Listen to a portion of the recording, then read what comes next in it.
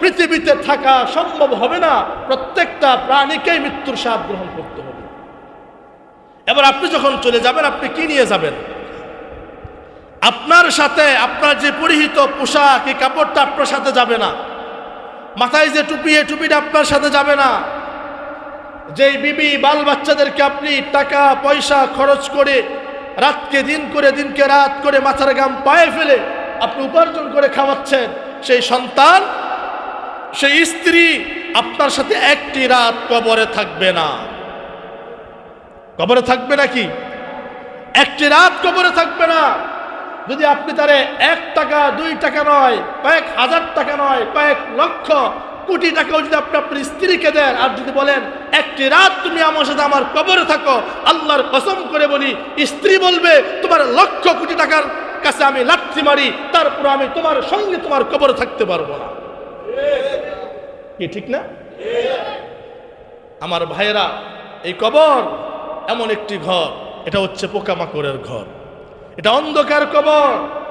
ওখানে বিদ্যুৎ নাই, ফ্যানের ব্যবস্থা নাই, লাইট নাই, ভালো চেয়ার নাই, ভালো জাজিম নাই, ভালো বিছানা নাই, ভালো ল্যাপ তুষকের ব্যবস্থা নাই, ভালো একটা বালিশ নাই।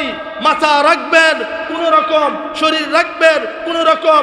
একটা সময় মাথা পুকে খেয়ে ফেলবে, একটা সময় আপনার দেহের গোশতগুলো পচে যাবে, সেই গোশত থেকে পোকা হবে, সেই পোকাগুলো আপনার হাড্ডিগুলো খাবে। এরপরে আপনার কবরে যদি জাহান্নামী হন, যদি নাফরমান হন, 70,000 সাপ বিচ্ছু আপনার কবরে দংশন করবে। আপনার কবরের সাথে জাহান্নামের একটা লাইন হয়ে যাবে। জাহান্নাম থেকে আগুনের শীষ, লেলিহান শিখা আপনার কবরে আসতে থাকবে। আমার প্রিয় ভাইরা, এই যে দুনিয়ায় আসছেন, কি করতেছেন, কি করতেছেন, কি করতেছেন? একটু মনকে জিজ্ঞেস করেন, হায় আমি তো কবরে যাব, আমি কি নিয়ে যাব? ওই অন্ধকার কবরে আমি কিভাবে থাকবো? আমার সাথী নাই, আমার বাতি নাই, আমার সঙ্গী নাই, আমার স্বজন নাই, আমার বন্ধু নাই, বান্ধব নাই, কেউ আমার সঙ্গে কবরে থাকবে না। আমি একা একা কবরে থাকবো, আমার সঙ্গে কেউ যাবেও না। হায় হায় হায়, সারা জীবন কার জন্য কি করলাম, কার জন্য কি করলাম? আজকে আমার সাথে কেউ নাই, আমার খালি হাতে আমাকে যেতে হচ্ছে। এই কবরে আমাকে থাকতে হবে, ঠান্ডা মাটিতে আমি থাকবো। কেউ একদিন জিজ্ঞাসা করবে না, খবরও নিবে না। দিনের পর দিন চলে যাবে, রাতের পর রাত চলে যাবে, সপ্তাহের পর সপ্তাহ চলে যাবে, মাসের পর মাস চলে যাবে, বছরের পর বছর চলে যাবে, যুগের পর যুগ চলে যাবে, শতাব্দীর পর শতাব্দী চলে যাবে, হাজার হাজার বছর চলে যাবে। একদিনও আমার সন্তান আমাকে দেখতে যাবে না, আমাকে দেখতে যাবে না। একদিনও আমার মা আমাকে দেখতে যাবে না। একদিন আমার বাবা আমার কবরের পাশে গিয়ে জিজ্ঞেস করবে না, বাবা তুমি কেমন আছো, একটু কবরটা খুলো, তোমার সাথে আমি একটু থাকতে চাই। সৃষ্টি যতই ভুবনময়, পাই সেথা খুঁজে ঠিকানা তোমার, প্রভু তোমার পরিচয়। পাই সেথা খুঁজে ঠিকানা তোমার, প্রভু তোমার পরিচয়। সাগর পাহাড় ঝর্ণা নহর, সবাই আমার সাথে পড়েন। সৃষ্টি যতই ভুবনময়, সাগর পাহাড় ঝর্ণা নহর, সাগর পাহাড় ঝর্ণা নহর। সৃষ্টি যতই ভুবনময়, পাই সেথা খুঁজে ঠিকানা তোমার, প্রভু তোমার পরিচয়। পাই সেথা খুঁজে ঠিকানা তোমার, প্রভু তোমার পরিচয়। আমরা যখন বিশাল সাগরের পানে তাকাই, শুধু পানি আর পানি, ঢেউ আর ঢেউ, কোনো কুল কিনারা নাই। সেই সাগর আমাকে বলে দেয় আল্লাহ একজন আছে, এটা কোনো সন্দেহ নাই, ঠিক কিনা? আমরা যখন পাহাড় পর্বতের দিকে তাকাই, সেই পাহাড় থেকে যখন ঝর্ণা দ্বারা প্রবাহিত হয়, সেই ঝর্ণা আপনাকে আমাকে জানিয়ে দেয় আল্লাহ একজন আছে, তাতে বিন্দু পরিমাণ সন্দেহ নাই, ঠিক কিনা? যখন বিশাল আকাশ পানে তাকাই, খুঁটিবিহীন আকাশ, কোনো খুঁটি নাই, সে আকাশ বলে দেয় আল্লাহ একজন আছে, যে আল্লাহর আদেশে এখনো আমি অবস্থান করতেছি। সুবহানাল্লাহ। এজন্য শিল্পী বলেন, পাই সেথা খুঁজে ঠিকানা তোমার প্রভু তোমার পরিচয়, খুঁজে পাই সেথা ফুল বাগানে ফুটে কত রঙের ফুল। এই রঙের ফুল কে ফুটায়? হরেক রকম ফুল কে ফুটায়? একই বাগান, তাই না? একই মাটি, একই সার, একই নির্যাস, একই কৃষক, একজনের হাতে এই বাগান পরিচর্যা হয়। সেই কৃষকের হাতের মাধ্যমে আল্লাহ তাআলা গাছে বিভিন্ন রকমের ফল ফুল ফুটায় দেয়। সুবহানাল্লাহ। খুঁজে পাই সেথা ফুল বাগানে ফুটে কত রঙের ফুল, তোমার নামের তাসবিহ জপে থাকে সদা মশগুল। খুঁজে পাই সেথা ফুল বাগানে ফুটে কত রঙের ফুল, তোমার নামের তাসবিহ জপে থাকে সদা মশগুল। যেন অবাক হয়ে তাকিয়ে থাকে, যেন অবাক হয়ে তাকিয়ে থাকে খুঁটিবিহীন ওই নীলিমায়। প্রভু তোমার পরিচয়, প্রভু তোমার পরিচয়। সাগর পাহাড় ঝরনা নহর সৃষ্টি যতই ভুবনময়, পাই সেথা খুঁজে ঠিকানা তোমার প্রভু তোমার পরিচয়, প্রভু তোমার পরিচয়। এখানে আসছে কার জন্য? অন্য কোনো উদ্দেশ্য আছে? যদি থাকে দিল থেকে এটা এখনই মুছে ফেলেন। থাকতে পারে, মানুষ তো থাকতে পারে, তাই না? থাকতে পারে, শয়তান বিভিন্ন ওয়াসওয়াসা অন্তর দিতে পারে। এই মুহূর্তে দিলটারে পরিবর্তন করেন আর দিল থেকে আল্লাহরে বলেন, আল্লাহ আমি মসজিদে আসছি একমাত্র তোমার খুশির জন্য, আর কাউকে খুশি করার জন্য না। সুবহানাল্লাহ। তাহলে আমরা মসজিদে আসছি কাকে খুশি করার জন্য? আল্লাহকে খুশি করার জন্য। দেখেন আজকের রাত্রটা অত্যন্ত বরকতপূর্ণ একটি রাত। এই রাত্রটা অত্যন্ত ফজিলতপূর্ণ একটি রাত। এই রাতের ব্যাপারে হাদিসে পাকে নবী করিম সাল্লাল্লাহু আলাইহি ওয়াসাল্লাম বলেন যে আল্লাহ তাআলা এই রাতের শেষ অংশে, কখন? এই রাত্রের শেষ অংশে না, শুরু অংশে না, শেষ অংশে আল্লাহ তাআলার প্রথম আসমানে নেমে আসে। এসে বলেন, বান্দা কে আছো রিজিকের জন্য অপেক্ষা করতেছো? আমি আল্লাহর কাছে চাও, আমি তোমার রিজিকের ফয়সালা করব। কে আছো অভাবী, আমার কাছে বলো, আমি তোমার অভাব দূর করে দিব। কে আছো অনাহারী ক্ষুধার্ত, আমার কাছে বলো, আমি তোমার ক্ষুধা মিটিয়ে দিব। কে আছো ঋণ গ্রহীতা, লক্ষ লক্ষ টাকা ঋণ নিয়ে বসে আছো, আদায় করতে পারো না, আমি আল্লাহর কাছে আরজি পেশ করে আমি তোমার ঋণ আদায়ের ব্যবস্থা করে দিব। কে আছো মামলা মোকদ্দমা কাঁদি নিয়ে ঘুরতেছো, ফেরি করতেছো, আমি আল্লাহর কাছে বলো, আমি তোমার মামলা মোকদ্দমা থেকে বেকসুর খালাসের ব্যবস্থা করব। কে এমন আছো জাহান্নাম থেকে বাঁচতে চাও, আমি আল্লাহর কাছে বলো, আমি তোমাকে জাহান্নাম থেকে চিরদিনের জন্য মুক্তি দিয়ে দিব। এটা আল্লাহ শেষ অংশে বলবেন। কখন? কিন্তু আমরা তো শেষ অংশে থাকবো না, সবাই ঘুমাবো। আল্লাহ আসবেন আর আমরা চলে যাব, তাই না? চলে যাব ঠিকই, আমরা আমাদের বাসা বাড়িকে, আমাদের ঘরটাকে আমরা আজকে নামাজের জন্য নির্ধারিত করে দিব। পারবো তো ইনশাআল্লাহ? আজকের এই শবে বরাতের ফজিলত নিয়ে আমি ইনশাআল্লাহ আলোচনা করবো ধারাবাহিকভাবে। তবে আপনাকে আমাকে বুঝতে হবে পৃথিবীতে আমরা আসছি কি কারণে, কি করতেছি, কি নিয়ে যাব। আমি আজকে আমার এই টোটাল বয়ানে আমি আপনাদের সামনে তিনটা বিষয় নিয়ে আলোচনা করব। আমি এর ফাঁকে ফাঁকে শবে বরাতের তাৎপর্য নিয়ে আলোচনা করবো ইনশাআল্লাহ। এক নম্বর কারণ, পৃথিবীতে কেন আসলাম। 2 নাম্বার, কি করতেছি। 3 নাম্বার, কি নিয়ে যাব। আমার আজকের বয়ানটা, অনেক বয়ান তো করি আপনাদের মাঝে, তবে আজকের বয়ানটা শুধু দেহের কান দিয়া না, দিলের কান দিয়া শুনবেন। পারবেন তো ইনশাআল্লাহ? যদি শুনতে পারেন, আমি আল্লাহর নামে হলফ করে বলতে পারি আজকের বয়ানই আপনার জীবনের মোড় ঘুরিয়ে দিবে ইনশাআল্লাহ। হতে পারে আজকের বয়ান যদি আপনাকে তাসির করে, আর আপনি আল্লাহর কাছে 2 ফোঁটা চোখের পানি ফেলতে পারেন, এই 2 ফোঁটা চোখের পানির বদৌলতে কিয়ামতের ময়দানে আল্লাহ নাজাতের ব্যবস্থা করে দিবেন। তাহলে পারবেন তো ইনশাআল্লাহ ভাইরা দিলের কান দিয়ে আমার কথাগুলো শুনতে? নারায়ে তাকবীর, নারায়ে তাকবীর। আল কোরআনের আলো গড়ে গড়ে জালো, আল হাদিসের আলো,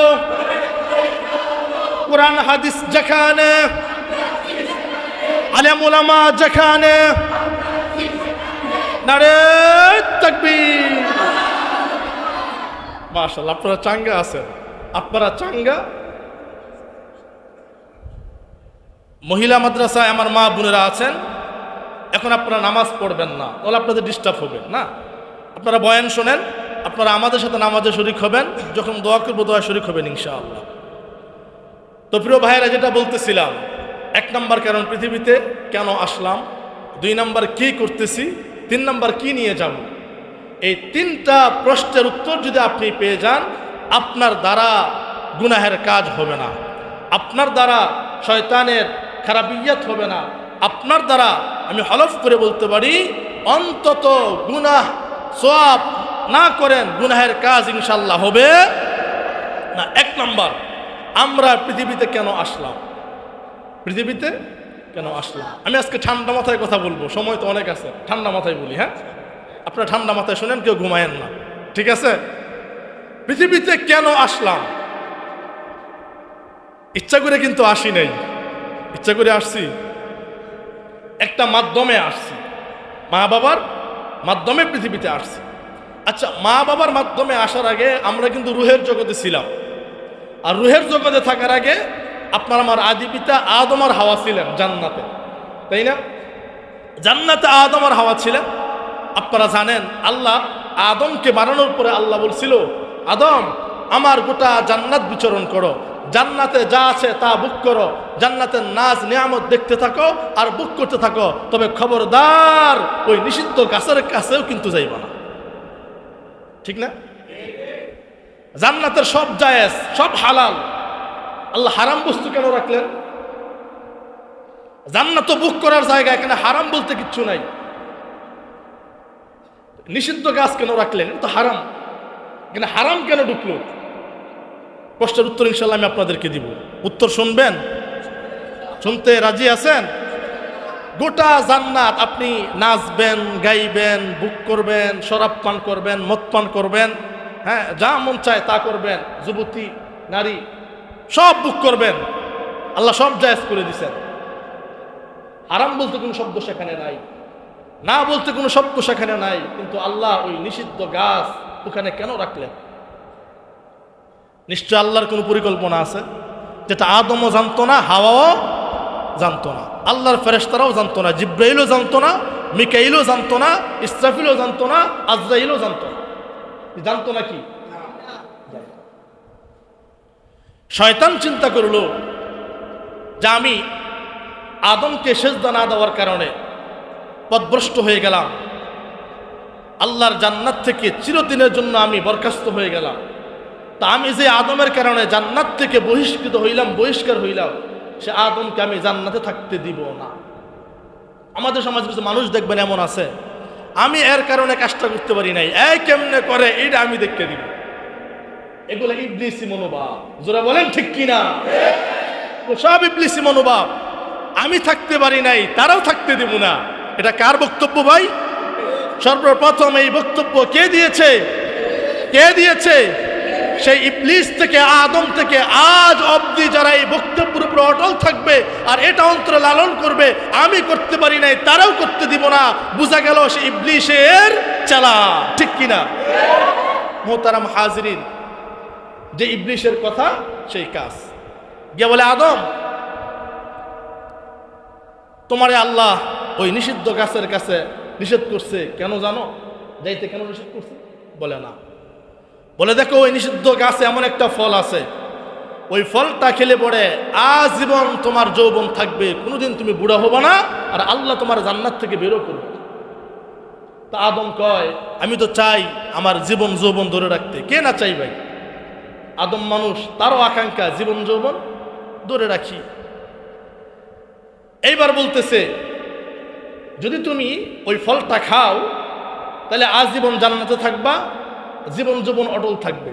আদম কয় না, যেহেতু আল্লাহ নিষেধ করছে জীবন যৌবন গেলে যাক, তারপর আমি আল্লাহর কথা অমান্য করতে পারব।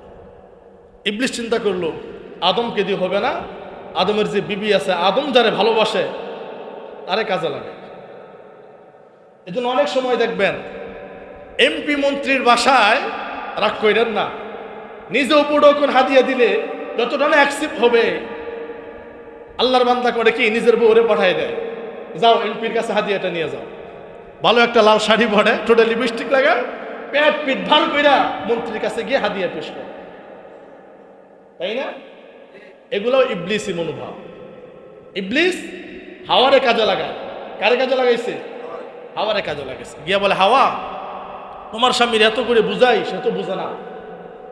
আমি তো তোমাদের ভালো চাই, চাই তোমরা জান্নাতে থাকো, আজীবন তোমাদের জীবন যৌবন ধরে রাখো। তাহলে কি করতে হবে? বলে ওই যে গাছ আল্লাহ যে নিষেধ করছে ওই গাছের ফল খেতে হবে। কয় তাই নাকি? কয় হ। কয় তোমার স্বামীর গিয়ে বুঝাও, যাও। হাওয়া গিয়ে আদমরে কয় যে প্রাণের প্রিয়তম স্বামী, চলেন না এই গাছের ফলটা খেয়ে দেখি। কয় না, আল্লাহ তো নিষেধ করছে, খাওয়া যাবে না। এবার নারী তার স্বভাবজাত অঙ্গ ভঙ্গি দিয়ে আছে না, তার অঙ্গ ভঙ্গি দিয়ে পুরুষের মন সে জয় করতে পারে। এই ক্ষমতা আল্লাহ প্রত্যেকটা নারীরে দান করছে। এই হাওয়া তার অঙ্গ ভঙ্গি দিয়ে ছলনায়, ইবলিসের ছলনায় পড়ে সে আদমকে এই গন্ধম গাছের ফল খাওয়াইলেন। যেই কিনা ফল খাওয়াইলেন, আদম চিন্তা করল, হায় আমি কি করলাম। আদম তার এই গলায় চিপ দিয়ে ধরছে। সাথে সাথে দেখেন আদমের এখানে একটা ফুলে গেছে। আমাদের প্রত্যেকটা পুরুষের এখানে হাড় আছে, এই হাড়টা কিন্তু নারীর গলায় নাই। যদি না জানেন আজকে রাত্রেই গলা গিয়ে চাক করে দেখবেন। একটা ঘটনা মনে পড়ে গেছে, বলবো নাকি? স্বামী স্ত্রী মধুর সম্পর্ক, তো স্বামী স্ত্রীর ভিতরে ঝগড়া লাগানোর জন্য একজন দুষ্কৃতিকারী স্ত্রীকে বলে যে আজকে রাত্রে তোমার স্বামী তোমার জবাই করবে। কেন? তোমার স্বামী অন্যের সাথে পরকিয়া করে, জবাই করবে আমারে। তুমি এটা কেমনে বুঝলা? আজকে রাত্রেই তুমি দেখো। আরে আল্লাহর বান্দা করছে কি, তার স্বামীরে গিয়ে বুঝাইছে যে আমাদের এখানে গলার হার আছে, গিয়ে দেখো তোমার বোর গলায় কিন্তু এই হাড্ডি নাই। কয় তাই নাকি? কয় হ। আজকে রাত্রেই গিয়ে চেক করব। তো রাত্রে গেছে, বউরে দিছে কি তোমার গলায় ছুরি দিব, জব করব। আর স্বামীরে কইছে গিয়ে হাতাই দেখো এখানে কি নাই, হাড্ডি নাই। বুঝছেন? এই ধরনের মানুষ আমাদের সমাজে আছে না? বউরে এক কথা, জামাইরে আরেক কথা, দুই বন্ধুর মাঝে বেজাল লাগাই দেয়। এই বন্ধুকে এক কথা, ওই বন্ধুকে আরেক কথা, দুশ্মনী লাগাই দেয়। আছে না নাই? ঠিকই স্বামী সাদা সিধা মন নিয়া গেছে বউর গলা হাতাইতে, হাড্ডি আছে কি? বউ তোকে এই তুমি আমার জবাই করবা। বউ আগে থেকেই বিছানার নিচে একটা বড়ি রেডি রাখছে। যেই মাত্র জামাই হাত দিছে, জামাইয়ের মাথার মধ্যে দিছে একটা কূপ। দুইটা জীবন সাথে সাথে শেষ হয়ে গেল। এজন্য হাদিসে আসছে, কারো কথা শুনে, কান কথা শুনে, কারো গীবত শুনে, চুপি চুপি কথা শুনে অন্যের উপর রাগ করতে যাও না, অন্যের উপর বিচার করতে যেও না। হতে পারে যে তোমার কানে কান পরা দিছে, সে মিথ্যা অপবাদ তার নামে তোমার বিরুদ্ধে তার কাছে বলতেছে, অথবা তার কথা তোমার কাছে সে বলতেছে। এজন্য কিছু শুনলেই এটা দিলে গ্রহণ করবেন না, এটা জাস্টিফাই করবেন, যাচাই বাছাই করবেন। তো আদম আলাইহিস সালাতু ওয়াস সালাম এই ফল যখন খাইলেন, ওনার দেহ থেকে কাপড় পড়ে গেল। আমরা যখন ছাত্র জমানায় হাদিসটা পড়ছি, ওস্তাদ তো হাদিস পড়াই গেছে, আমরা তো ছাত্র মানুষ ছিলাম, খুব দুষ্ট ছিলাম, বাস্তব কথা। তো চিন্তা করলাম, আল্লাহ তুমি জান্নাতে এত নাজ নিয়ামত রাখছো, এটা যদি তুমি না রাখতা, এই নিষিদ্ধ গাছটা, তাহলে তো আজকে আমরা জান্নাতে থাকতাম। এই নিষিদ্ধ গাছের কারণে আজকে আমরা দুনিয়ায় আসছি না। আদম তো আল্লাহরে প্রশ্ন করতে পারতো, আল্লাহ সব তুমি রাখছো নাজ নিয়ামতের, এটা তুমি কেড়ে রাখলা। এটা যদি তুমি না রাখতা তাহলে আজকে আমার বিপদ আমার কপালে আসে না। কথা ঠিক কিনা? কিন্তু আদম নিষিদ্ধ গাছের ফল খাইছে, এটা আল্লাহর পূর্ব পরিকল্পনা ছিল। আল্লাহ বলেন যে আমি বান্দাকে পরীক্ষা করব, আমি দেখব আমার বান্দা পরীক্ষায় পাশ হয় না ফেল করে। এজন্য আল্লাহ কুরআনুল কারীমের সূরাতুল মুলকের 2 নম্বর আয়াতে বলেছেন, আল্লাযী খালাকাল মাউতা ওয়াল হায়াতা লিয়াবলুয়াকুম আইয়ুকুম আহসানু আমালা। আমি দেখতে চাই, আমি বান্দাকে হায়াত আর মউত দিয়েছি, এই হায়াত আর মউতের মাঝখানে এই মধ্যবর্তী সময়ে বান্দা কি পরিমাণ আমল করে, ভালো কাজ করে না খারাপ কাজ করে। বান্দা যদি ভালো কাজ করে তার বিনিময় কিয়ামতের ময়দানে পাবে, বান্দা যদি খারাপ কাজ করে তারও প্রাপ্য বান্দা কিয়ামতের ময়দানে পাবে। আর কিয়ামতের ময়দানে বিচার হবে, যদি বিচারে তুমি পাস হও তুমি জান্নাতি, আর যদি বিচারে ফেল হও তাহলে তুমি জাহান্নাম। এজন্য আল্লাহ তাআলা পরীক্ষা করতেছেন। কি করতেছেন? আমাদের গোটা জিন্দেগি জীবনটা পরীক্ষাময়। বলতেছিলাম পৃথিবীতে কেন আসছি, পৃথিবীতে কেন আসছি, তাহলে আশা করি উত্তর কিছুটা পাইছেন। দ্বিতীয় উত্তর হলো আল্লাহ বলেছেন, ওয়ামা খালাকুতুল জিন্না ওয়াল ইনসা ইল্লা লিয়াবুদুন। আমি মানব জাতিকে সৃষ্টি করেছি, পৃথিবীতে পাঠিয়েছি একমাত্র আমার ইবাদত করার জন্য। কি করার জন্য ভাই? ইবাদত করার জন্য। আল্লাহর ইবাদত যারা করে এরা আল্লাহর বান্দা হয়, আল্লাহর ইবাদত যারা করে না এরা আল্লাহর বান্দা। আপনি যদি আমার কাজ করেন তো আপনি আমার লোক, আপনি যদি আমার কাজ না করেন তাহলে আপনি আমার লোক। আপনি যদি আল্লাহর ইবাদত করেন তাহলে আপনি আল্লাহর লোক বা বান্দা। যদি আল্লাহর ইবাদত আপনি না করেন আপনি আল্লাহর বান্দা। এজন্য আল্লাহ রাব্বুল আলামিন সূরাতুল ফাজরের 27, 28, 29, 30 নম্বর আয়াতে বলেন, ইয়া আইয়াতুহান নাফসুল মুতমাইন্নাহ। প্রত্যেকটা প্রাণীকে মৃত্যুর স্বাদ গ্রহণ করতে হবে। এক একটা আত্মা হবে পবিত্র অথবা হবে নাপাক। আল্লাহ তাআলা কোরআনের আরেক জায়গায় বলেন, কুল্লু নাফসিন যায়িকাতুল মাউত সুম্মা ইলাইনা তুরজাউন। প্রত্যেকটা প্রাণীকে মৃত্যুর স্বাদ গ্রহণ করতে হবে এবং আমার কাছে ফিরে আসতেই হবে। সুম্মা ইলাইনা তুরজাউন, অতঃপর আমার কাছে আসতেই হবে। আমার ভাইরা কথা ভালো করে বুঝেন, পৃথিবীর কোনো প্রাণী মৃত্যু থেকে বাঁচার কোনো সম্ভাবনা কারো নাই। গর্তের পিপিলিকা থেকে শুরু করে সমুদ্রের মৎস্যজীবী পর্যন্ত, আশরাফুল মাখলুকাত মানুষ থেকে শুরু করে জঙ্গলের হিংস্র প্রাণী পর্যন্ত, বলেন তো এমন কোনো প্রাণী আছে নাকি কিয়ামত পর্যন্ত বাঁচবে? বাঁচবে? পৃথিবীর কোনো প্রাণী বাঁচবে না, কারো বাঁচার সম্ভাবনাও নাই। প্রত্যেকটা মানুষকে মৃত্যুর স্বাদ গ্রহণ করতে হবে। তাহলে আপনি তো চলে যাবেন, পৃথিবীতে আসছেন ইবাদত করার জন্য। কি করতেছেন একটু মনকে প্রশ্ন করেন, জিজ্ঞেস করেন, আমি কি করতেছি?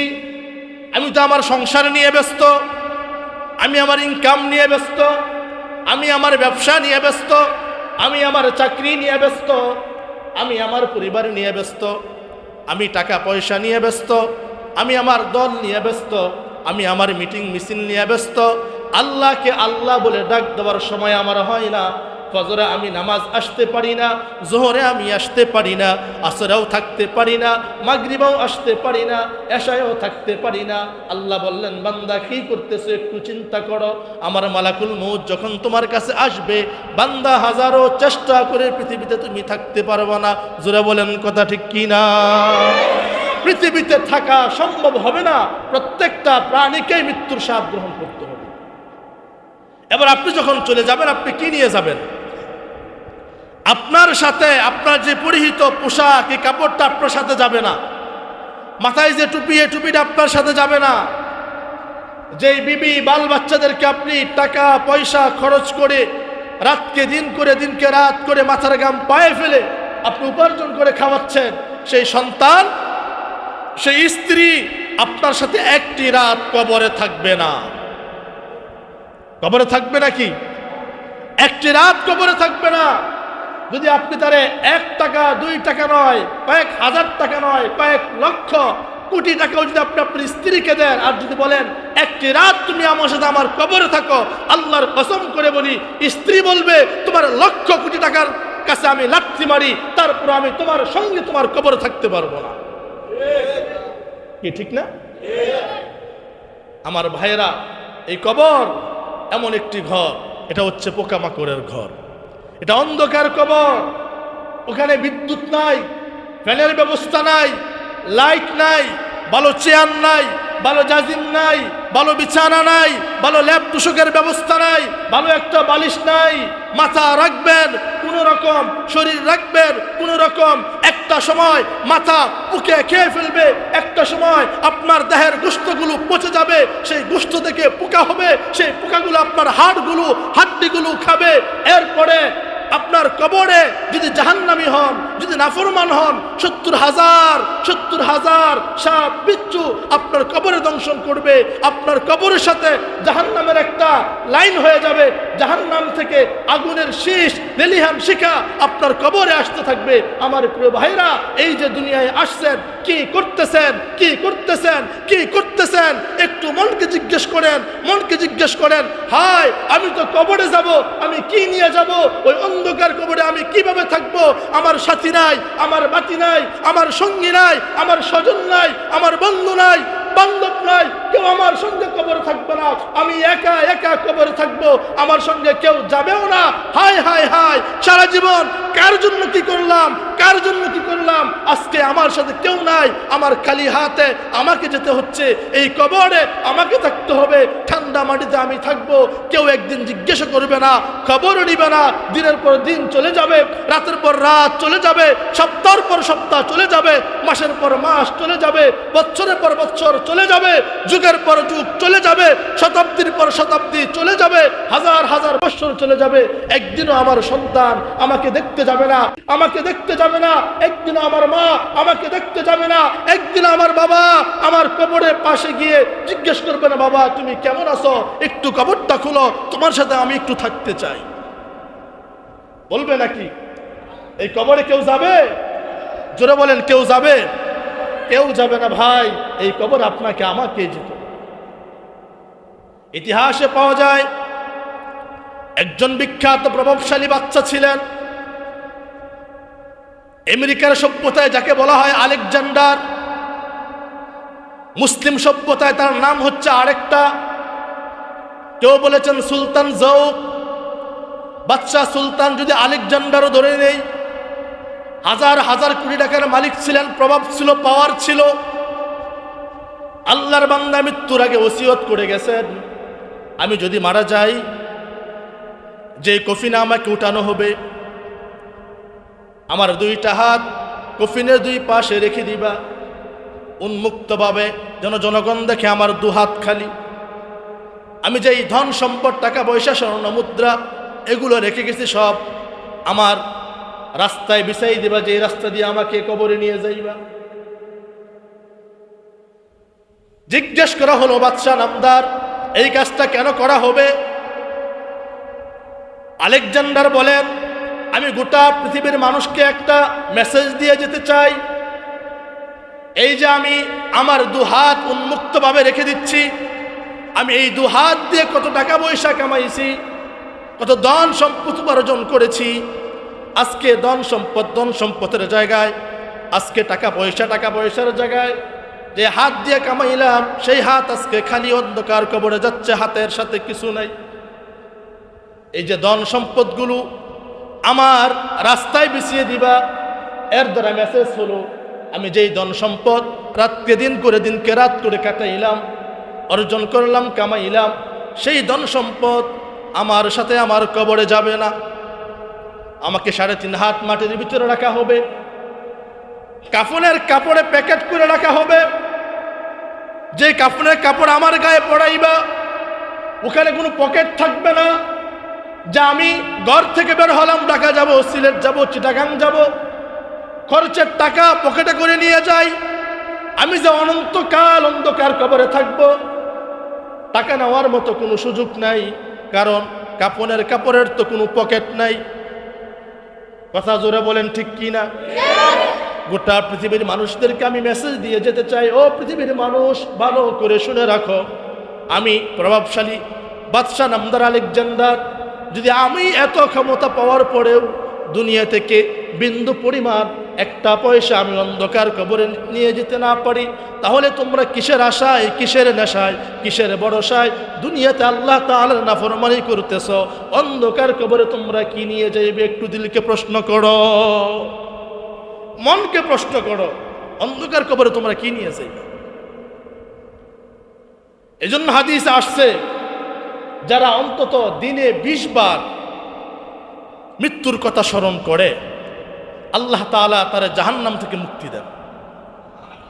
20 বার মৃত্যুর কথা স্মরণ করলে আল্লাহ তাআলা তার দিল থেকে গুনাহের যে চাহিদা, সে চাহিদা মিটাই দেন। তার দিল আর গুনাহ করতে চায় না। কতবার স্মরণ করলে? 20 বার। মৃত্যুকে স্মরণ করা, হাদিসে আসছে যারা মৃত্যুকে বেশি পরিমাণ স্মরণ করে, নিরালা নির্জনে একাকী বসে বসে, আল্লাহ আমি তো একদিন চলে যাব। আপনি মনে মনে ভাবেন, মুরাকাবা করেন, নামাজ পড়ছেন, সবাই চলে গেছে, মসজিদ আপনি এক কর্নারে বসে, অথবা রাতের অন্ধকারে বিছানায় আপনি শুয়ে আছেন, পাশে বিবি ঘুমায়, বাচ্চা ঘুমায়, আপনি ভাবেন রাতের অন্ধকারে, আল্লাহ একদিন তো আমি চলে যাব, আমি অন্ধকার কবরে থাকব, কবরে আমার সাথে কেউ থাকবে না। এটা যেমন অন্ধকার, এর চেয়ে বেশি অন্ধকার হবে ওই কবর। আমি যদি মারা যাই, আমার বাচ্চা আব্বা আব্বা বলে কাঁদবে, আমার প্রিয়তম স্ত্রী বুক থাপড়াবে, কপাল থাপড়াবে, আর আমার জন্য কাঁদবে। কেউ যাবে বাঁশ বাগানে বাঁশ কাটতে, কেউ যাবে গোরস্থানে কবর খনন করতে, কেউ যাবে বাজারে কাফনের কাপড় কিনে আনতে, কেউ হুজুরকে গিয়ে বলবে, ইমাম সাহেবকে, হুজুর মসজিদে এলান দেন, আমার বাবা মারা গেছে, অতটা বাজে জানাজা হবে, তাই না? হাদিসে আসছে, এমনটা যদি কেউ ভাবে যে আমি মারা গেছি, মৃত্যুবরণ করেছি, আমার জন্য গোসলের গরম পানি ব্যবস্থা করা হচ্ছে, আমার জন্য বাঁশ বাগানের বাঁশ কাটা হচ্ছে, আমার জন্য কবরস্থানের কবর খনন করা হচ্ছে, আমার জন্য বাজার থেকে মার্কিন কাপড় নিয়ে আসা হচ্ছে, এটা যদি কেউ ভাবে, বলে সে আর যাই করুক না করুক তার দ্বারা গুনাহের কাজ হবে, তাহলে মৃত্যুর কথা কতবার স্মরণ করা? জোরা বলেন কতবার? আমি প্রায় সময় একটা গল্প বলে থাকি, আজকেও গল্পটা আমি আপনাদেরকে বলি। সেটা হলো যে একজন বাদশাহ গেছেন পীরের দরবারে মুরিদ হওয়ার জন্য। কি হওয়ার জন্য? জোরে বলেন, কি হওয়ার জন্য? মুরিদ হইতে বাদশাহ কার কাছে গেছেন? পীরের কাছে। কার কাছে? হক্কানি পীর, আল্লাহওয়ালা বুজুর্গ পীর। হক্কানি পীরের কাছে যখন গেছেন, তো পীরের তরিকা হলো, যদি কোনো মানুষ তার কাছে যায় তাহলে লোক বুঝা তারে সবক দেয়, কোন তরিকার লোক, কোন তাফসীরের লোক, কোন কিসিমের লোক, কোন প্রকারের লোক, কোন আমলটা তার জন্য সহজ হবে, এই আমলটা বাদশাহ পীর মানুষকে দেয়, মুরিদদেরকে দেয়। তো বাদশাহ যখন গেছে, তো বাদশারে সবক দিছে যে, বাদশাহ আপনি তো ব্যস্ত থাকেন, রাজ দরবার আছে, মন্ত্রী পরিষদ আছে, আপনার বৈঠক করতে হয়, গোটা রাজ্য সামলাতে হয়, আপনি যখনই পারেন মৃত্যুকে আপনি দৈনিক 20 বার স্মরণ করবেন। কতবার? 20 বার মৃত্যুকে স্মরণ করবেন। বাদশাহ এটা কোনো ব্যাপার হইল? ঠিক আছে। বাদশাহ রাজ দরবারে ফিরে গেলেন, গিয়ে উজির আজমকে বললেন, উজির আজম অর্থাৎ প্রধানমন্ত্রী, বললেন, উজির আজম, হে মাননীয় প্রধানমন্ত্রী, তুমি আমার জন্য একটা তসবির দানার ব্যবস্থা করো, একটা তসবি সাজাও, তসবি বানাও, এর ভিতরে 20টা দানা দেও। বলে ঠিক আছে। দেওয়া হলো। বাদশাহ এই তসবির দানা নিয়ে মৃত্যুকে স্মরণ করে, মৌত মৌত মৌত মৌত মৌত মৌত। কি সুবহানাল্লাহ বলবেন না? একটু পরে কি করবে? আল্লাহ ভালো জানে। মৌত মৌত জিকির করতেছে। বাদশাহ কয়, 20 বার মৌতের কথা স্মরণ করলে তো 20 সেকেন্ডও লাগে না। এই উজির আজম, 100 বানাও। 100 বানাইছে। এবার বাদশাহ বসে বসে মৃত্যুকে স্মরণ করে, মৌত মৌত মৌত মৌত মৌত মৌত। হঠাৎ একদিন পীর সাহেব ওই বাদশার দরবারে গেছে খোঁজখবর নেওয়ার জন্য, মুরিদের কি হালত, কি অবস্থা। গিয়া দেখে বাদশাহ বিশাল বড় তসবি বানাইয়া মৃত্যুকে স্মরণ করে, মৌত মৌত মৌত। বাদশাহ বললেন, তো তোমার যে সবক দিছি মৃত্যুকে স্মরণ করতা, ঠিক মতো সবক পালন করো? হ্যাঁ করি। তো কিভাবে করো? এই যে দেখেন না তসবি 20 বার তো কম হয়ে যায়, আমি দৈনিক 20 বার না 100 বার মৃত্যুর কথা স্মরণ করি। কয় তাই নাকি? কয় হ্যাঁ। কয় দেখি। এই যে তসবি। পীর কয় আমল দিলাম কি আর করল কি? এবার পিসাব ডাক দিয়ে বলে, বাদশা নামদার, তুমি যে সিংহাসনে বসো, যদি তুমি চাও আমি ক্ষণিক সময়ের জন্য সিংহাসনে বসতে চাই, অনুমতি আসেনি, পারমিশন দিবানি? বলে হুজুর আপনি আমার পীর, আপনি আমার উস্তাদ, যদি আবদার করেন না দিয়ে পারবো না। তবে শর্ত হলো এখানে বসে আবার আপনি চেয়ারটা ছেড়ে দিবেন, এটা আপনি আমাকে নিশ্চিত দেন। কারণ এই চেয়ারে যে বসে, যে যখন থাকে চেয়ারে সে তখন থাকে গিয়ারে, ঠিক কিনা? আপনি যদি চেয়ার পেয়ে যান, ক্ষমতার অপব্যবহার করতে পারেন, রাজ্য দখল করতে পারেন, তবে কথা দেন রাজ্য দখল করবেন না, এই শর্তে আমি আপনাকে চেয়ারটা দিতে পারি। ঠিক আছে দাও। এবার পীর সাহেব চেয়ারে বসছে, চেয়ারে বসে বলতেছে বাদশাকে আমার সামনে বসো। বসছে। এবার বাদশা ডাক দিয়ে বলে, জল্লাদ এদিকে আসো। বলে জি জাহাপনা, আদেশ করুন। বলে বাদশাকে দড়ি দিয়ে আর শিকল দিয়ে তার হাত পা বাঁধো, এরপরে তার গলায় শিকলের মালা পরাইয়া তারে টেনে টেনে ফাঁসির কাষ্ঠ পর্যন্ত নিয়ে যাও। এটা শোনার পরে বাদশার ভিতরে মৃত্যুর ভয় ঢুকে গেছে। হাই হাই, আমাকে এখনই ফাঁসি দেওয়া হবে। বাদশা ধরে ভয়ে পেশাব পায়খানা করে দিছে, পেশাব পায়খানা করে দিছে। বাদশাকে নিয়ে যাওয়া হলো ফাঁসির কাষ্ঠে। হাত পা বাঁধছে, মুখে কালো কাপড় দিয়া মুখ ডাকছে। যেই মাত্র রশি দিয়া টান দিবে, এমন সময় বাদশা বলে, ওই পীর বলে, জল্লাদ বাদশাকে ছেড়ে দাও। বাদশাকে ছেড়ে দেওয়া হলো। এবার পীর কানের কাছে গিয়ে বলে, বাদশা তোমার যে আমি দৈনিক 20 বার বলছিলাম মৃত্যুকে স্মরণ করবা, এই 20 বারের মাত্র একবার হয়েছে। ঘুমাইতেছেন? ঘুমাইতেছেন মনে হয়, সুবহানাল্লাহ তো কইলেন না। এই 20 বারে মাত্র একবার হয়েছে। তুমি যে তসবির ধারা নিয়ে মৌত মৌত স্মরণ করো, এটা তো মৌতের সাথে ফাজলামি করা, তামসামি করা।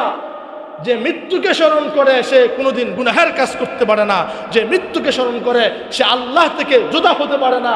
যে মৃত্যুর কথা স্মরণ করে সে কোনোদিন নামাজ ছাড়তে পারে না। যে মৃত্যুর কথা স্মরণ করে সে কোনোদিন আল্লাহর সাথে নাফরমানি করতে পারে না। যে মৃত্যুর কথা স্মরণ করে সে কোনোদিন আমার নবীর সুন্নতের বাহিরে চলতে পারে না। এই হচ্ছে মৃত্যুকে স্মরণ। এইবার বাদশা কয়, হাই হাই মারাত্মক কথা, যদি এইভাবে আমি মৃত্যুরে স্মরণ করি দুনিয়াতে থাকতে পারবো না।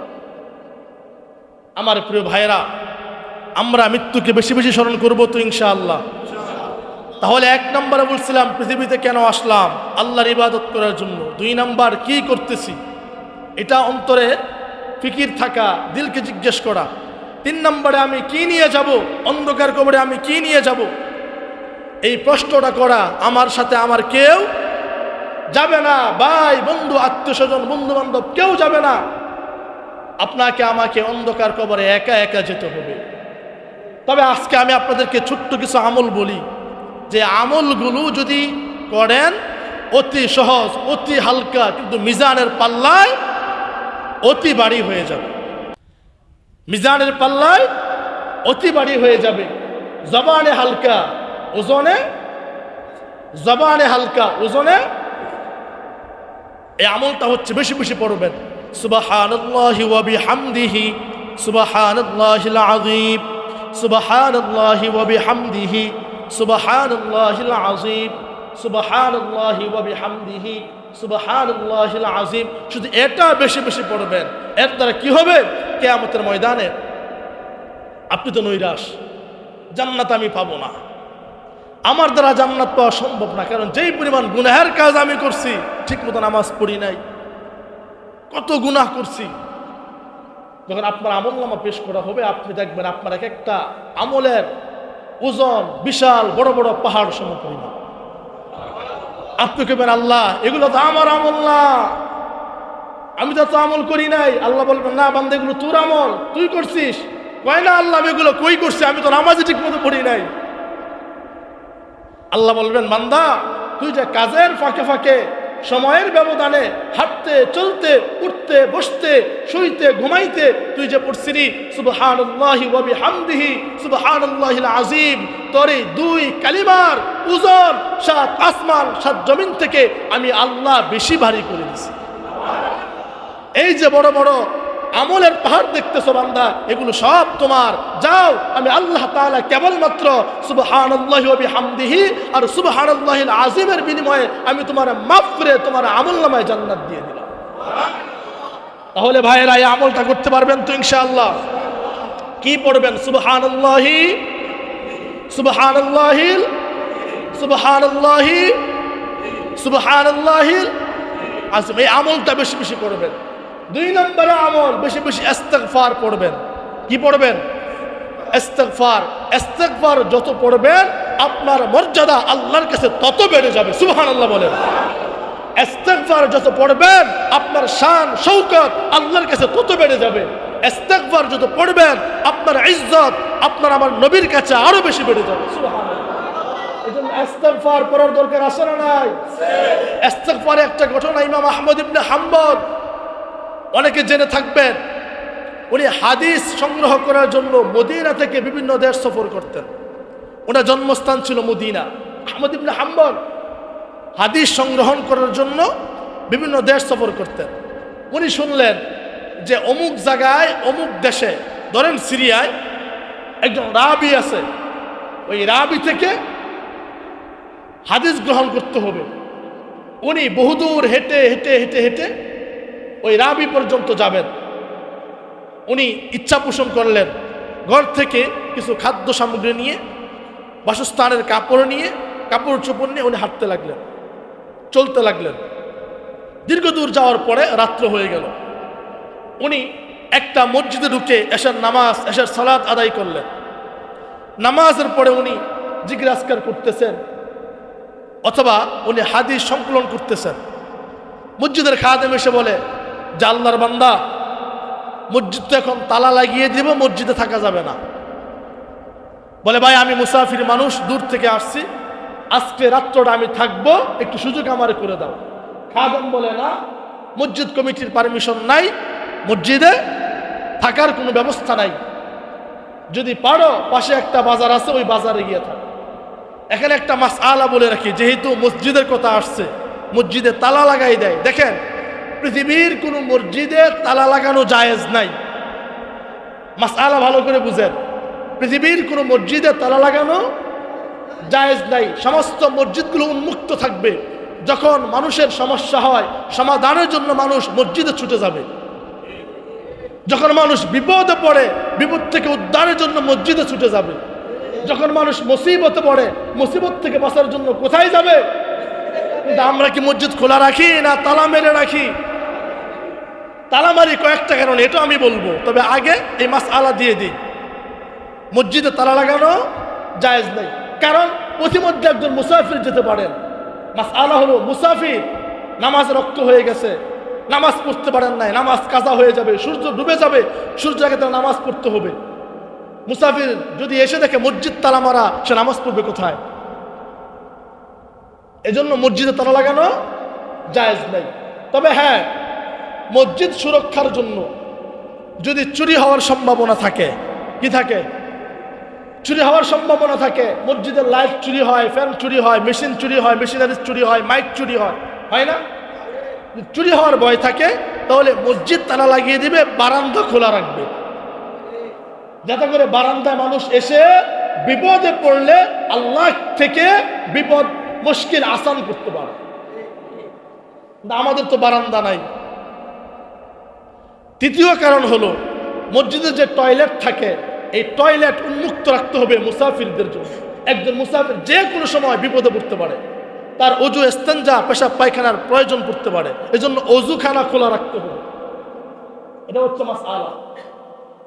কথা বুঝতে পারছেন? আচ্ছা, তাহলে আমরা তালা মারি কেড়ে চোরের হাত থেকে বাঁচার জন্য, রক্ষা পাওয়ার জন্য। কথা বুঝছেন ভাইরা? কিন্তু যেই মসজিদে বারান্দা আছে ওই মসজিদ খোলা রাখতে হবে, মসজিদ তালা মারতে হবে। যেহেতু আমাদের বারান্দা নাই, এই জন্য আমরা তালা মেরে, আমাদের খোলা থাকে, তালা মারা থাকে না, সিটকারি লাগানো থাকে, এসে দেখে, তাই না? আমাদের পেশাব পায়খানা ওজুখানা 24 ঘন্টা খোলা থাকে আলহামদুলিল্লাহ। রাস্তার অনেক পথিক এখানে তাদের জরুরত সারে, অনেক পথিক। আমরা 2 টাকা নেই না, 5 টাকা নেই না, মানুষ তো 2 টাকা 5 টাকা নেয়, আমরা 1 টাকাও নেই না। কি নেই ভাই? কত পথিক এখানে জরুরত সারে। মোহতারাম হাজিরিন, তাহলে মাসআলা হলো মসজিদ খোলা রাখতে হবে, মসজিদ আবাদ রাখতে হবে, যাতে করে আল্লাহর মুসাফিররা মসজিদে এসে নামাজ পড়তে পারে। তা আহমদ ইবনে হাম্বলকে বলা হলো মসজিদে থাকা যাবে না, মসজিদ থেকে বের হয়ে যান। তো খাদেম আর চিনতে পারে নাই উনি যে যুগের শ্রেষ্ঠ ইমাম আহমদ ইবনে হাম্বল। যদি তারে চিনত, তার মাথা থেকে পা পর্যন্ত চুমাইত। ঠিক কিনা? আহমদ ইবনে হাম্বলকে চিনতে পারে নাই। আর আহমদ ইবনে হাম্বলও পরিচয় দেয় নাই যে আমি যুগের ইমাম আহমদ ইবনে হাম্বল, তুমি কি আমার চিনো? আমিকে আমার মসজিদ থেকে বের করে দাও। আমরা হলে ঠিকই এটা করতাম, আমার চিনো আমিকে, আমি কত বড় বক্তা, কত মানুষ আমার পিছনে সিরিয়াল লাগায় একটা ডেট দেওয়ার জন্য, তাই না? আহমদ ইবনে হাম্বল গাট্টি বস্তা গুছাইয়া বের হয়ে গেলেন বাজারে। শীতের রাত, গিয়া দেখেন বাজারে কেউ নাই, কয়েকটা কুকুর রাস্তায় পড়ে ঘুমায়। অদূরে দেখা গেল একজন বালক রুটি বানিয়ে রুটি বিক্রি করতেছে। আহমদ ইবনে হাম্বল চিন্তা করলেন তার কাছে যাই, গিয়ে দেখি তার কি অবস্থা। যেহেতু তার চুলায় আগুন ধরতেছে, শীতের রাত, তার পাশে গিয়ে বসি, 2-4টা কথাও হবে, পরিচয় হলো, আগুনও পোহাইলাম। পাশে যেহেতু মসজিদ, ফজর আজান হলে পরে ফজরের নামাজ পড়ে আবার হাঁটা দেব। আহমদ ইবনে হাম্বল এই চিন্তা করে তার কাছে গেলেন। গিয়া দেখে যুবক আল্লাহর বান্দা আটা থেকে খামিরা বানাচ্ছে, ওই যে মতে না খামিরা বানায়, এরপরে আবার বেলুন দিয়ে রুটি বানায়, রুটি বানিয়ে আবার এই রুটি তায়ের ভিতরে ছেঁকা দেয়, তাপ দেয়। কথা বুঝতে পারছেন? রুটি বানায়। তো আহমদ ইবনে হাম্বল দেখলেন সে যখন আটা থেকে খামিরা বানায় তখন কি যেন পড়ে, আবার সে যখন রুটি বানায় তখন কি যেন ফিসফিস করে পড়ে, আবার সে যখন রুটি তাওয়ায় দেয় তখন সে ফিসফিস করে কি যেন পড়ে।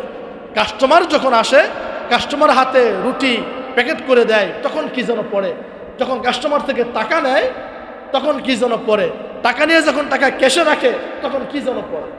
আহমদ ইবনে হাম্বল এটা দীর্ঘক্ষণ ধরে খেয়াল করতেছে।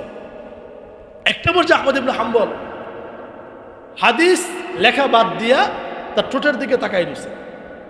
কি পড়ে, সে কি আমল করে, সে কি বলে, সে কি জপে। আহমদ ইবনে হাম্বল তাকায় দেখেন সে ফিসফিস করে আস্তাগফিরুল্লাহ, আস্তাগফিরুল্লাহ, আস্তাগফিরুল্লাহ, আস্তাগফিরুল্লাহ, আস্তাগফিরুল্লাহ বলতেছে। এবার আহমদ ইবনে হাম্বল তারে গিয়া কয়, ভাই দেখছেন আস্তাগফিরুল্লাহ পড়তেছেন, গিয়া কয় ভাই তুমি কি পড়ো? বলে ভাই আপনার কাজ আপনি করেন, আমার কাজ আমার করতে দেন, আপনি আমার কাছে ডিস্টার্ব দিয়েন না। বলে না আমি তোমার ডিস্টার্ব দিব না, তবে আমি জানতে চাই তুমি কি পড়ো। বলে আমি ইস্তিগফার পড়ি। কয় তাই? কয় আমলটা তুমি কত বছর ধরে করতেছো?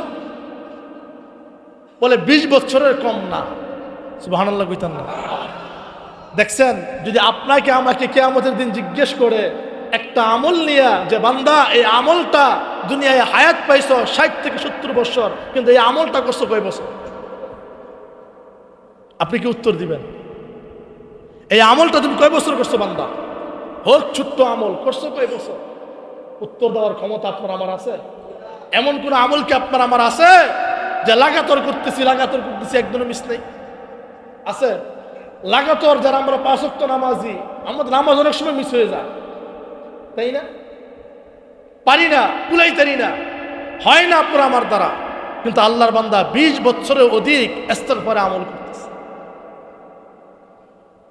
এবার আহমদ ইবনে হাম্বল ডাক দিয়ে বলে, যুবক তুমি যে ইস্তিগফারে আমল করতেছো বিনিময়ে তুমি কি পাইছো আল্লাহর থেকে? এর মধ্যে কি এমন স্বাদ? শুধু ইস্তিগফারি পড়ো আর কিছু পড়ো না, কারণটা কি? এবার যুবক ডাক দিয়ে বলে, ভাই মুসাফির, আমি যেটা পাইছি 7 আসমান 7 জমিন বিক্রি করলেও সেটা কিনা যাবে না, পাওয়া যাবে না। জোরে বলেন সুবহানাল্লাহ। আহমদ ইবনে হাম্বল আগ্রহ বেড়ে গেছে। কি বলে? 7 আসমান 7 জমিন বিক্রি করেও এটা পাওয়া যাবে না? এত দামি সম্পদ কি পাইছো? হীরা, মণিমুক্তা, স্বর্ণের টুকরা কি পাইছো? বলে, না মিয়া, স্বর্ণের টুকরা অত কিনতে পাওয়া যায়, হীরা মণিমুক্তা অত টাকা হলে কিনা যায়, কিন্তু আল্লাহ যেটা আমারে দিছে সেটা কি জানে? সেটা হলো আল্লাহ আমারে মুস্তাজাবুদ দাওয়া বানাইছে। মুস্তাজাবুদ দাওয়া এটা হলো নবীদের গুণ। কাদের গুণ? নবীদের গুণ আল্লাহ আমারে দান করছেন। মুস্তাজাবুদ দাওয়া মানে হলো আমি আল্লাহর কাছে দোয়া করলেই দোয়া কবুল, দোয়া করলেই দোয়া কবুল, হাত তুললেই হাত কবুল। আচ্ছা বলেন তো, আমরা যে দোয়া করি এই দোয়া যে কবুল, এটাকে আমরা বলতে পারবো? কোনো গ্যারান্টি আছে? কবুল হতেও পারে, নাও হতে পারে, আপনার আমার তো জানা নাই, ঠিক কিনা? কিন্তু ওই যুবক বলতেছে যে আমি তো মুস্তাজাবুদ দাওয়া, আল্লাহর কাছে যে দোয়া আমি করি এই দোয়া কবুল। আর আমার দোয়া যে কবুল হয় এটা সারা এলাকা জানে। যদি কেউ বিপদে পড়ে আমার কাছে আসে, তা আমি আল্লাহর কাছে হাত তুলে বলি, আল্লাহ তোমার এই বান্দা বিপদে পড়ছে, তুমি তার উদ্ধার করো, আল্লাহ আমার দোয়া কবুল করেন। কুষ্ঠরোগী আমার কাছে আসলে আমি যদি দোয়া করি, আল্লাহ তুমি তার কুষ্ঠরোগ সারাই দাও, তা আল্লাহ আমার দোয়া কবুল করেন, কুষ্ঠরোগী ভালো হয়ে যায়। জন্মান্ধ ব্যক্তি আমার কাছে আসলে আমি বলি, আল্লাহ তার দৃষ্টি ফিরাই দাও, সে সুস্থ হয়ে যায়। আহমদ ইবনে হাম্বল কয়, ভাই তুমি তো অনেক বড় মানুষ, আল্লাহ তোমার সব দোয়া কবুল করে? হ্যাঁ, আল্লাহ আমার সব দোয়া কবুল করে, তবে আমি বুঝতেছি না, আমি 20 বছর ধরে ইস্তিগফার আমল করি, তবে আমি 20 বছরের অধিক আরেকটা দোয়া আল্লাহর কাছে করতেছি, এই দোয়াটা কবুল হইতেছে না। আহমদ ইবনে হাম্বলের আগ্রহ আরো বেড়ে গেল। কি এমন দোয়া তোমার কবুল হয় না? সব কবুল হয়, এটা এখনো কবুল হয় না? বলে, সেটা হলো আমি মায়ের পেট থেকে পড়ে যখন বুঝের হয়েছি তখন থেকে শুনতেছি এই জামানায় সবচেয়ে বড় মুহাদ্দিস, সবচেয়ে বড় মুজাদ্দিদ, সবচেয়ে বড় আলেম, সবচেয়ে বড় ফকিহ, সবচেয়ে বড় কামেল, সবচেয়ে বড় পীর, সবচেয়ে বড় মুফতি, সবচেয়ে বড় মুহাদ্দিস, হাদিস সংরক্ষণকারী একজন আছেন যার নাম হচ্ছে ইমাম আজম ইমাম আহমদ ইবনে হাম্বল। আমি আল্লাহর কাছে দোয়া করি, আল্লাহ জীবনে একদিন হলেও তার সাক্ষাৎ তুমি আমারে দিও। এই যে দোয়া করি ভাই, এই দোয়া তো কবুল হয় না। এই যে দোয়া করি এই দোয়া কবুল হয় না, সব দোয়া কবুল হয়, এই দোয়া কবুল হয় না। আহমদ ইবনে হাম্বল এটা শোনার সঙ্গে সঙ্গে সিজদায় পড়ে গেছে, সিজদায় পড়ে গেছে। এবার আহমদ ইবনে হাম্বল সিজদা থেকে মাথা উঠে বলতেছে যে তুমি কি আহমদ ইবনে হাম্বলের সন্ধান কোনোদিন পাও নাই? এবার যুবক বলতেছে, আমি শুনছি তিনি মদিনায় বসবাস করেন, মনে চায় যেতে যেতে পারি না, ঘরে আমার বৃদ্ধা মা আছে, মায়ের সেবা করতে হয়। আমি যদি মদিনায় চলে যাই, দীর্ঘদিনের সফর, আমার মায়ের সেবা আমি করতে পারবো, কারণ নবীর হাদিস শুনছি, ওয়াইস আল করনি নবীর সাক্ষাতে যায় নাই মায়ের সেবায় ত্রুটি হবে বলে। সুবহানাল্লাহ। ওয়াইস আল করনি নবীকে দেখবে, যে ওয়াইস আল করনি নবীর জামা মুবারক হাদিয়া পাইছে, তাই না? ওয়াইস আল করনি নবীর কাছে চিঠি লিখছে, ও নবী আমি আপনাকে দেখতে চাই, বাগদাদ থেকে আপনার কাছে আসতে চাই, যদি অনুমতি দেন। তবে আসতে পারি না, কারণ হলো আমার ঘরে আমার অসুস্থ মা আছে, মায়ের সেবা করতে হয়। নবী বললেন, ওয়াইস আল করনি রে, মাকে একা রেখে আমি নবীর দরবারে আসার কোনো দরকার নাই, মায়ের সেবা করো, মায়ের দোয়ার বদৌলতে আল্লাহ কিয়ামতের ময়দানে জান্নাতে আমি নবী মুহাম্মদ আর তুমি ওয়াইস আল করনির একসাথে বসবাস করার ব্যবস্থা আল্লাহ করে দিবেন। একসাথে আল্লাহ বসার ব্যবস্থা করে দিবেন, একসাথে থাকার ব্যবস্থা করে দিবেন। মায়ের সেবা করো। ওয়াইস আল করনি মাকে রেখে নবীর সাক্ষাতে যায় নাই। যে নবীকে দেখলে মশা মাছি পর্যন্ত হারাম, যে নবীর গায়ে মশা মাছি বসা পর্যন্ত হারাম, যে নবীকে ইমানের অবস্থায় দেখলে জাহান্নাম হারাম। ওয়াইস আল করনি এত বড় সুযোগ নেন নাই কেন? মার কষ্ট হবে বলে। ওই যুবক বলতেছে, মুসাফির ভাই আমি মদিনায় যেতে পারি না, ঘরে আমার বৃদ্ধা মা আছে, আমি যদি যাই মায়ের সেবা কে করবে? এই যে আমি রাত্রে নাস্তা বানাইয়া কিছু টাকা পয়সা রোজগার করে আমি আমার মায়ের জন্য সকালবেলা নাস্তা নিয়ে যাব, মাকে খাওয়াবো, গোসল করাবো, মাকে পরিপাটি করে আমি আবার মার সেবা যত্ন করে আবার আমি এখানে চলে আসব। এজন্য আমি মদিনায় যেতে পারি না। আহমদ ইবনে হাম্বল ডাক দিয়ে বলেন, যুবক ভাই, তোমার তো আল্লাহ শুধু কবুলই করেন না, এমনভাবে কবুল করছেন, এমনভাবে কবুল করছেন, কষ্ট করে পায়ে হেঁটে হেঁটে তোমাকে মদিনায় যেতে হবে না। আল্লাহ রাব্বুল আলামিন স্বয়ং ইমামে আহমদ ইবনে হাম্বল কি তোমার কদমে এনে দিয়েছেন। জোরে বলেন সুবহানাল্লাহ। বলে, আনা আহমদ ইবনে হাম্বল, আমি হচ্ছে যুগের ইমাম আহমদ ইবনে হাম্বল। এই যুবক, এই যে তুমি যে আহমদ ইবনে হাম্বলকে দেখার জন্য দিনের পর দিন আল্লাহর কাছে দোয়া করতেছ, আজকে তোমার দোয়া আল্লাহ কবুল করে দিয়েছে। আমি আহমদ ইবনে হাম্বল, আমি আহমদ ইবনে হাম্বল। এবার যুবক আহমদ ইবনে হাম্বলরে জড়াই দুইরা কপালে চুমু খায়। হ্যাঁ, এরপরে আর বলে, হুজুর, দীর্ঘদিনের স্বপ্ন ছিল, আল্লাহ আমার সব দোয়া কবুল করছেন, আল্লাহর কাছে আমার আর কিছু চাওয়া নাই, আর পাওয়া নাই। এবার যদি আমি মরতে পারি তাহলে আমি বিনা হিসেবে জান্নাত পাবো ইনশাআল্লাহ। দেখছেন, ইস্তিগফারে আমল করলে কত বড় ফজিলত পাওয়া যায়। এজন্য বিপদে পড়ছেন, কি পড়বেন? মুসিবতে পড়ছেন, কি পড়বেন? আপনার পাশে কেউ নাই, চতুর্দিকে দুশ্মন, কি পড়বেন? ইস্তিগফার, ইস্তিগফার পড়বেন।